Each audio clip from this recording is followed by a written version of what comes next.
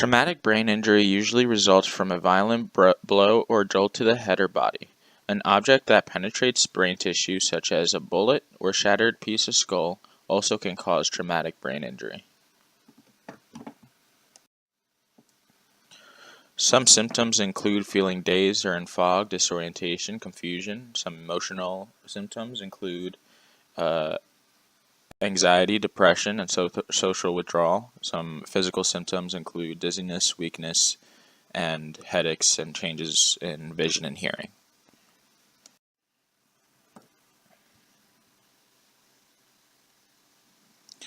The human brain is not only one of the most important organs in the human body, it is also the most complex. The cerebellum helps control posture, balance, and the coordination of voluntary movements. This allows different muscle groups in the body to act together and produce coordinated fluid movement. The cerebellum is also important in certain cognitive functions, including speech. The frontal lobe is located at the front of the brain, and it is associated with receiving, reasoning, motor skills, higher level cognition, and expressive language. Damage to the frontal lobe can lead to challenges in sexual habits, socialization, and attention, as well as increased risk-taking.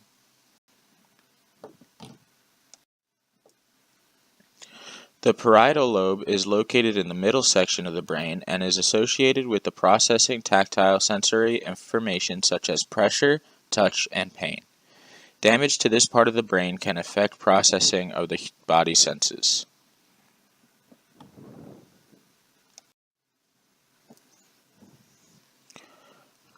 The brainstem acts as a sort of relay station for auditory and visual information. The midbrain controls many important functions, such as the visual and auditory systems, as well as eye movement.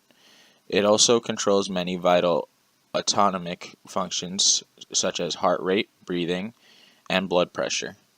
It also plays a role in several automatic functions, such as stimulating breathing and controlling sleep cycles.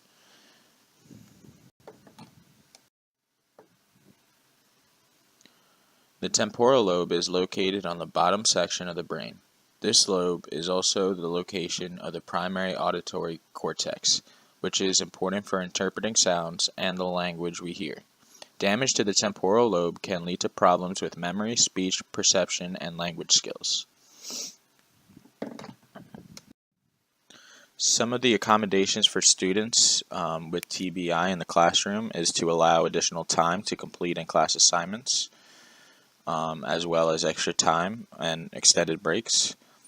It is important that a teacher provides both oral and written instructions to make sure the student knows what he or she will be doing. When grading work, reduce the emphasis on spelling and grammatical errors so that the student doesn't feel stressed when taking a test.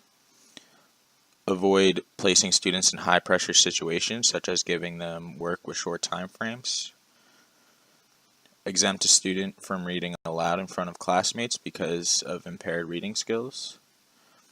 And provide completion of tests in a quiet, individual environment with the goal of minimizing distractions.